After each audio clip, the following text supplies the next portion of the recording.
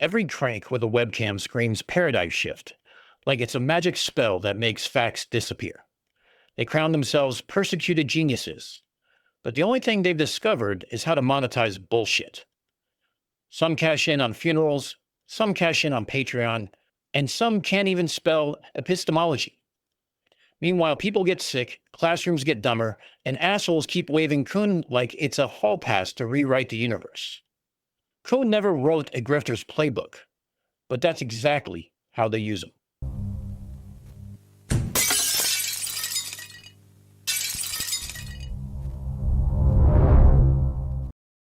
Today, we're going to dissect how intellectual parasites have bastardized one of the most important works regarding the philosophy of science, twisting careful academic analysis into a get-out-of-jail-free card for every half-baked theory that crawls out of the internet's asshole. Buckle up. We're butchering some sacred cows tonight, and conspiracy theorists are going to choke on reality. Now, let's start with some actual fucking context, shall we? Thomas Samuel Kuhn wasn't some rebel scribbling manifestos in a basement. He was a Harvard-trained physicist who ended up teaching at Princeton, MIT, and Chicago. The academic grand slam. In 1962, Kuhn drops the structure of scientific revolutions, and suddenly, paradigm shift became the crack cocaine of academia, instantly addictive, endlessly abused, and guaranteed to ruin the conversation. It becomes one of the most cited books in academia because it nailed something important. Science isn't a neat little staircase of progress. It lurches forward, stalls, and every so often burns itself down so it can rise again stronger, like a phoenix with a hangover. But here's what Kuhn actually said and why it matters. Paradigms aren't just theories. They're entire worldviews. Now, these are abstract concepts, so let's use one of the clearest examples of a paradigm. Think of Newtonian mechanics. It wasn't just force acting on an object is equal to the mass of that object multiplied by acceleration. It was a complete framework that told you what questions to ask, what tools to use, how to interpret results. It defined what doing physics meant for 200 years. Mass, force, absolute space and time, these weren't just concepts. They were the fundamental furniture of reality. According to Kuhn, normal science is stress testing within that framework. Most scientists aren't revolutionaries. They're quality control specialists putting the paradigm through absolute hell. They're not blindly worshiping Newton's framework like some physics cult. They're beating the shit out of it with every experiment they can dream up. Calculate trajectories, predict eclipses, solve engineering problems, and every time it works, Newton survives another round. Every time it fails, well, that's where the cracks in the foundation start to show. Like knowing you're building a cathedral, but constantly testing whether each stone can actually hold the weight, or if it's going to collapse and crush everyone inside. But here's the crucial part. Paradigms work until they don't.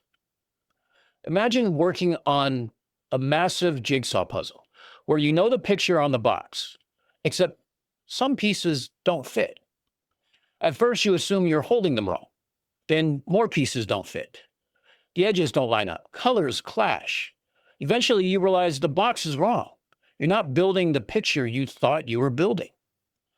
That's what happened to Newton. Mercury's orbit was wrong. Black body radiation made no sense. The speed of light just wouldn't behave. These weren't just anomalies, they were cracks in the foundation of reality itself. And that's when you get a paradigm shift. The old framework doesn't get repaired, it gets replaced. The persecuted genius trope has one fatal flaw. The actual geniuses weren't persecuted the way that conspiracists claim. They were argued with, tested, but eventually vindicated, because their ideas worked. Galileo. Copernicus floated heliocentrism, his book circulating quietly for decades. Galileo turned it into a public spectacle. His fatal error wasn't the telescope, it was a trash top. He wrote a dialogue making the Pope look like a drooling idiot. Publishing a bestseller where the most powerful guy in Europe is the punchline. Galileo basically invented science communication and cancel culture in one move. Darwin. Evolution? Yeah. The theologians and Victorian pearl clutchers hated it. But actual scientists climbed aboard because evolution explained more special creation ever could. Darwin wasn't persecuted, he was vindicated. The only thing evolution killed instantly was humanity's ego, and Victorian clergy never forgave him for it. Einstein, another myth. People think relativity was a punchline. Wrong. His 1905 papers were published, discussed, tested. By 1919, when Eddington confirmed starlight bending around an eclipse, Einstein was a physics rock star. And if people despised him, it was because he turned their entire universe into Play-Doh and smiled while doing it. Wegener and continental drift. Now, this one's closer. Wegener said continents drift in 1912, and geologists laughed him out of the room, not because they were corrupt shills, but because he had no mechanism.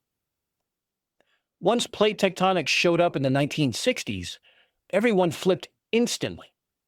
That's not dogma. That's show me the engine before I believe the car runs. So the next time some YouTuber screams they laughed at Galileo, remember, they laughed at Galileo because he clowned the Pope, not because his math sucked. The pattern is clear. Revolutions in science face resistance, sure, but it's usually because scientists demand working evidence, not because they're part of some shadowy cabal suppressing the truth. And this is where conspiracy theorists lose the plot entirely. They see normal skepticism and demand for evidence and immediately translate it into the establishment is plotting against me. Philosophy calls it what it always was. The immune system of science, obliterating bad ideas before they spread like herpes at a frat party. So if science has an immune system, philosophy provides the fucking scalpels. Two razors sharp enough to dissect any conspiracy theorist delusions without anesthetic. First, Hanlon's razor. Never attribute to malice what can be explained by stupidity.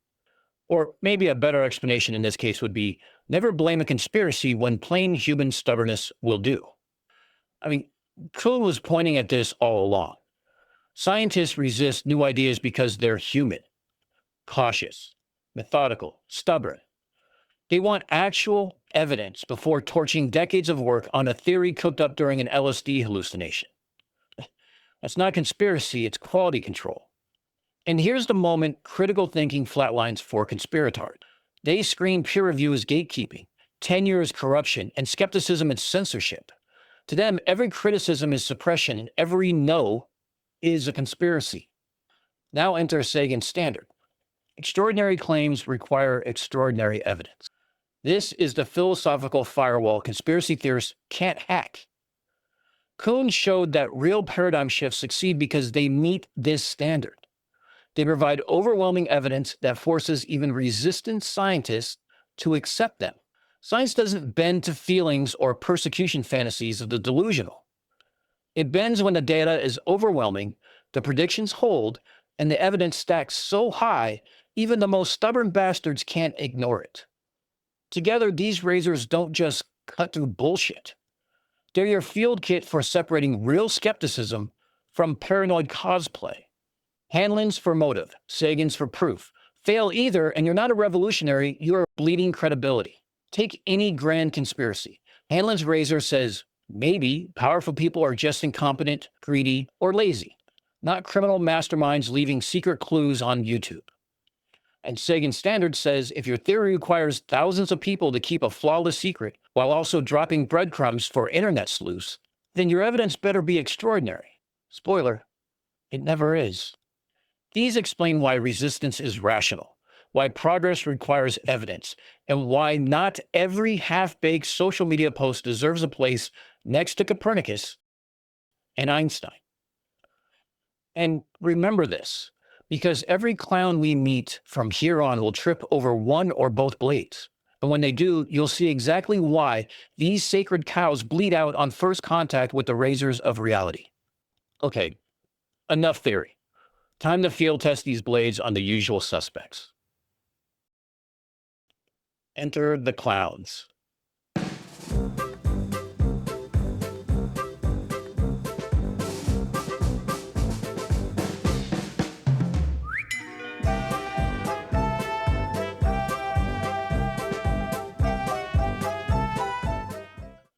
Eric Dubay, flat earth prophet. He claims the earth is flat, ringed by an ice wall, with the sun dangling overhead like a desk lamp. Cute. Problem is, real astronomy explains the Antarctic midnight sun, lunar eclipses, and satellites, and Dubay explains none of it. His contribution to science? Memes and rants. Galileo had telescopes. Dubay has PowerPoint slides that would embarrass a middle schooler. Rather than being a visionary, he's more like that relative who argues with GPS directions and still gets lost in his own neighborhood. Ashton Forbes, teleportation theorist. According to Ashton, MH370 didn't crash, it vanished through a UFO portal. His evidence? Doctored stock footage you can buy online. When cornered, he compares himself to the Wright brothers. The difference is obvious, though. The Wright brothers built planes that flew. Ashton built Patreon tiers. He isn't revolutionizing physics. He's rehearsing a Nobel acceptance speech in his bathroom mirror while holding a selfie stick. Andrew Wakefield, the patron saint of quacks. Wakefield published a fraudulent vaccine paper with a sample size you could fit in a minivan. He faked the data, hid his conflicts, and held a secret patent for a rival measles shot. And when the entire medical world proved him wrong, did he admit it? Of course not. He cashed checks from the anti-vax cult and built a career out of other people's funerals. The pattern? Different costumes, same script. Dubay, the misunderstood genius. Forbes, the persecuted prophet. Wakefield, the martyred doctor. The parade of intellectual parasites. Each one shouting paradigm shift as if words themselves can be used as armor against evidence. But truth slides like a dagger through the cracks in their armor, straight into the soft underbelly of their delusions. And every time, they bleed out on contact with reality. All right, we'll call it a draw. But here's the thing. Kuhn never said resistance equals conspiracy. He spelled out exactly why new ideas get pushback, and none of it requires secret handshakes. What the cranks call suppression is usually just science doing its job, testing, poking, and making damn sure an idea can survive before it rewrites the textbooks. In other words, what they see as a cover-up is really the immune system of science at work. Now is a good time to explain why that resistance happens. Two completely mundane human factors that conspiracy theorists mistake for organized suppression. And both have everything to do with how humans actually behave and nothing to do with cover-ups.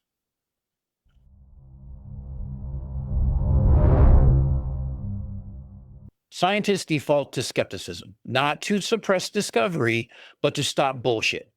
Cold fusion looked world-changing until no one could replicate it. Faster-than-light neutrinos announced by CERN? Just a loose cable. That methodological skepticism is the immune system that keeps science from catching every intellectual virus that comes along on social media.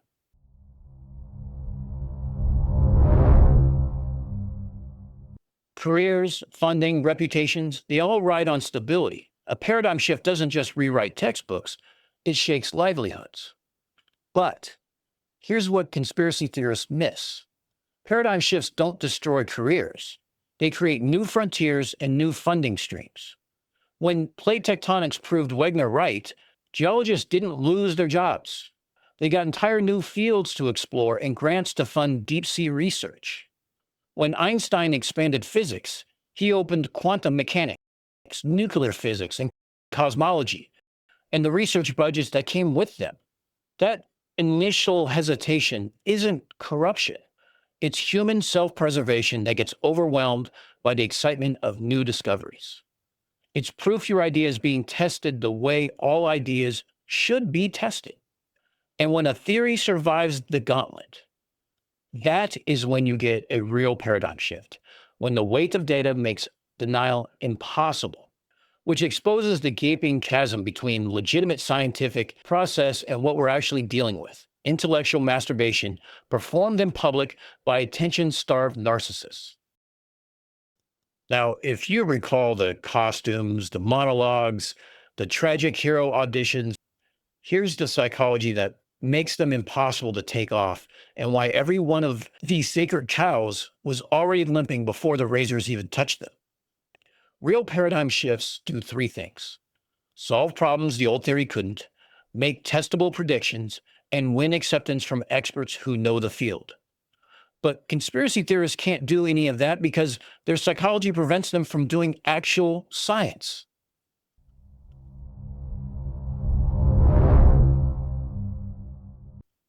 They laughed at Galileo, they laugh at me, therefore I'm Galileo.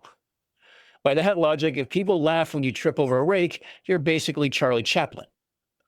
Dubay generally believes he understands astronomy better than people with decades of training because he doesn't know what he doesn't know.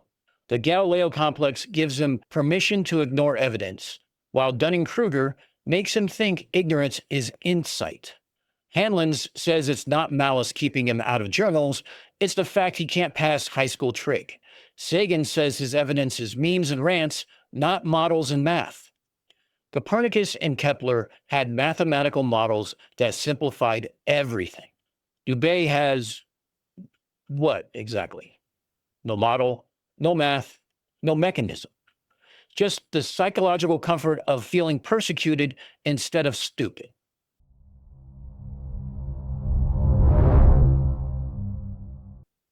Being wrong sucks, but being a persecuted genius fighting the system? Now that's intoxicating.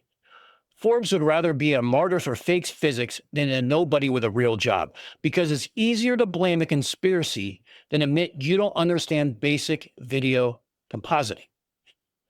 Real paradigm shifters like Einstein and Darwin put in decades learning existing science before revolutionizing it. Forbes skipped straight to revolution without doing homework because the martyr complex convinces him persecution proves correctness.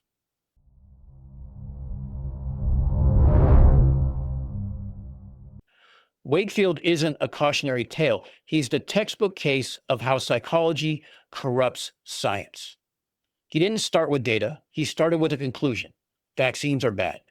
Then he worked backwards, cooking the books with 12 kids, rewriting their histories to force the conclusion, all while secretly holding a patent for a rival measles vaccine. That's motivated reasoning weaponized. Throw darts blindfolded, then draw bullseyes around wherever they land. It's the intellectual equivalent of deciding vaccines cause autism, then rigging a study to prove it while profiting from the chaos.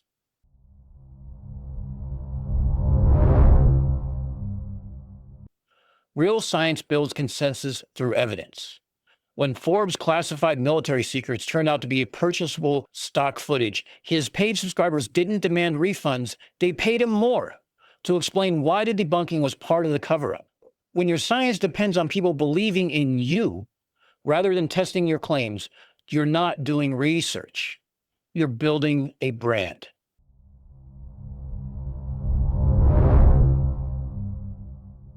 Once they've built their entire identity around being a truther, admitting they're wrong means admitting their whole worldview is bullshit.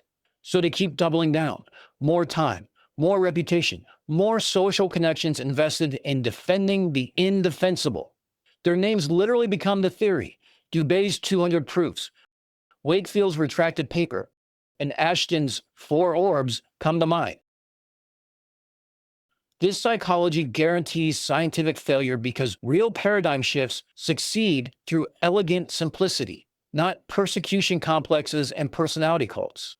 This isn't philosophy anymore.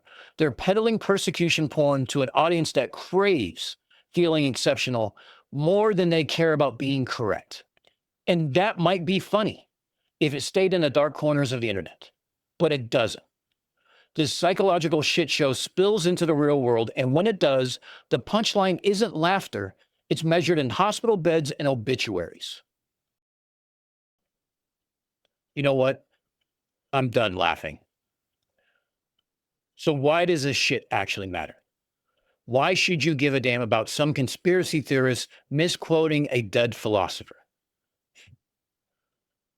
Because people are dying. Real diseases we defeated decades ago are crawling back because someone's mother decided Andrew Wakefield knew more about immunology than the entire medical establishment. We're talking measles in Disneyland, whooping cough, suffocating infants, parents refusing shots because some disgraced doctor whispered autism in the footnotes of a retracted paper. That's not a paradigm shift. That's a body count with a philosophy degree. Climate scientists have been warning us for 50 years. And while they publish data and models, conspiracy theorists scream government hoax. Meanwhile, the planet burns. That's not skepticism. That's arson dressed up as debate. Meanwhile, children sit in classrooms learning that basic trigonometry is a government lie, that satellites don't exist, that the scientific method is just a middle school checklist they can rig to prove anything. That's not education. That's intellectual child abuse. We're losing the ability to tell facts from fantasies. When everyone with a webcam can claim persecution and call themselves Einstein, expertise becomes meaningless. Decades of training, peer review, accumulated knowledge, all dismissed with the wave of a hand and a cry of paradigm shift. This is how civilizations die, not with war or plague, but with the slow strangulation of reason. When confidence replaces competence, when volume drowns out evidence, when the ability to think critically becomes just another opinion in the marketplace of ideas. Kuhn gave us tools to understand how knowledge progresses. These parasites turn these tools into weapons against knowledge itself. And that's why this matters. All right, so what's the takeaway here? Thomas Kuhn wrote a brilliant analysis of how science actually works, including its human limitations and occasional resistance to new ideas. But he never, and I cannot emphasize this enough, never suggested that being wrong makes you right, that persecution proves correctness, or that any jackass with a YouTube channel can overthrow centuries of accumulated knowledge just by declaring themselves a paradigm shifter. Real scientific revolutions succeed because they're better science. They explain more, predict more accurately, and survive more rigorous testing. Real revolutionaries don't need to announce themselves. They don't need persecution fantasies or YouTube channels or Patreon subscriptions. They just need math that works and evidence that holds. The conspiracy theorists who invoke Kuhn aren't revolutionaries.